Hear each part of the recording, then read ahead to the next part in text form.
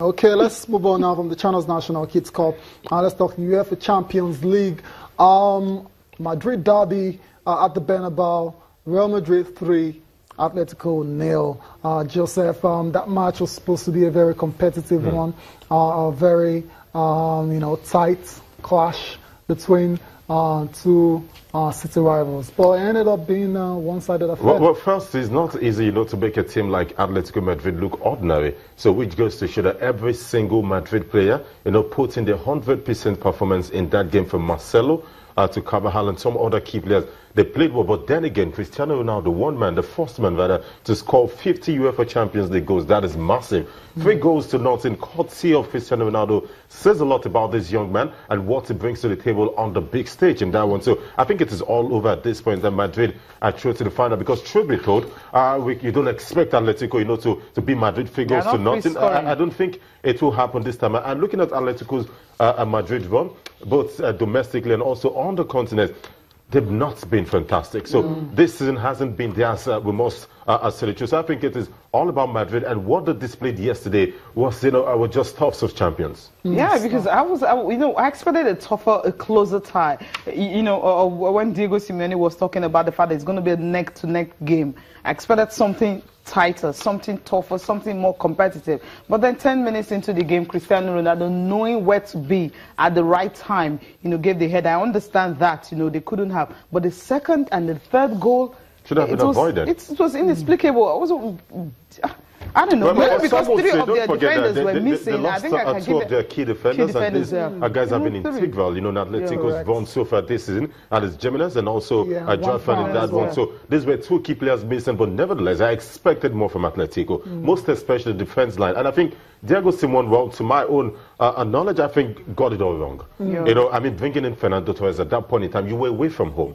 All you needed to do was just bring in defenders and see if you can manage that 1 or 2 goals, at deficit, and go away from home and go home, I beg your pardon, and get the job done. But bringing in Fernando Torres and some other strikers to try and score a goal away from home when it was 2, I think it was totally wrong. So you felt it should have been more about game management? Of course, it should have at least, managed that 1 or 2 goals and see if they can get the job done at the Vicente Calderon. But trying to bring in Fernando Torres to come get a goal, a man who hasn't really, shown his quality in front of goal, I think Antoine Griezmann, he disappeared. What happened? Antoine Griezmann, a tree can make a forest, a fantastic player, but then again, the guys surrounding, he didn't see him shots, tackles and everything, nothing. He was just nowhere. Hindsight is 10 over 10, right? Okay. So, maybe it could be, maybe another thing is because of that early goal they conceded, they didn't expect that. Maybe that's actually like, okay, now we need to score. And he started bringing in strikers. But we've seen Atletico, concede early goals from Real Madrid. So it wasn't new. I expected more, as we said. Yeah, but now you mentioned game management from Diego Simeone. That's what he should have done. Like I said, hindsight is 10 over 10. Now we can come here and talk about that now, what he should have done and what he shouldn't have done. But the question people are asking now is, has he taken Atletico as far as he can? Now is it time to move on now? Because there's a lot of talks out there about Inter Milan really being interested in bringing him to. Well, I think Diego Simeone, truth be told, has done a lot for Atletico Madrid. A club like Atletico Madrid, they've given us reasons, to believe that they can do it when you don't expect them to.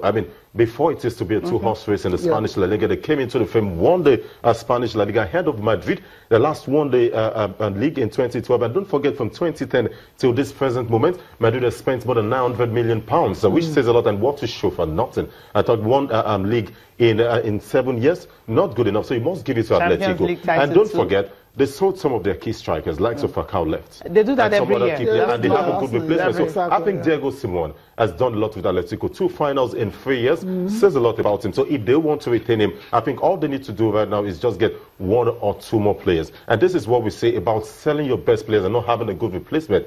I felt when Arden Turan left, they should have gotten a good replacement. Don't forget, Xabi Alonso left Liverpool, they crumbled. So you have some key players, that will come and make the difference, and Arden Turan was a good example. So letting him go first was a mistake, but then again, players would leave. You should have a good replacement. But look at it and want to sum it all up, I think Diego Simeone has done more than enough. It's done more than enough because, he's been trying. Now, we'll take a look at the stats from that game, starting with Real Madrid having a club record run of scoring in 59 consecutive matches in all the competitions. Now, okay, that's the man you talked about, Cristiano Ronaldo. He's the first player with a hat-trick in the semi-finals. That's after Robert Lewandowski for Borussia Dortmund in 2013 got a hat-trick. Ivica Olic from Bayern Munich in 2010, he also got a hat-trick. And Alessandro Del Piero from Juve, that was in 1998. That was the last time Juventus won the Champions League, right? And so he got a hat-trick. And Ronaldo has also now been involved in about 16 Champions League goals, more than any other player. 11 goals and 5 assists. So that's what he's getting for himself. So you would say that's a goal-scoring machine. Now he has now scored more goals in the knockout stages, 52, than the group stages, which is 51 in all. He's got 103 Champions League goals, not European Champions League goals. Now this guy is something else. Now Real Madrid are on a club record run of scoring in 59 consecutive matches in all competitions, unbeaten in their last 15 Champions League matches, winning 15 and drawing 5. Now that's a good one. And for Atletico Madrid, the record they want to go back home and think what really happened on this one. They lose away from home for the first time since their 3-0 defeat at Villarreal on December 12, 2016. That was in La Liga, ending an unbeaten run of 15 away matches. They usually don't lose away from home, but Diego Simeone will have to rethink his tactics, what really happened against Real Madrid. Yeah, they just have to forget about this game and move on now and, try to stage a remarkable comeback in the second leg. I mean, it's no point crying over spilt milk. No point. This one is over now. It's done. It's done. So they are out of it. No, I didn't say they're out of it. The first leg is over. Cecilia. Real Madrid are in the driving seat, obviously, and they are. Well, it is all over. Well, it's all over for you because anything is possible, but then it is all over. I think it is 1991. 1991. I like that. So they are out because I don't see them scoring 3 goals against Real Madrid. I don't see that happening.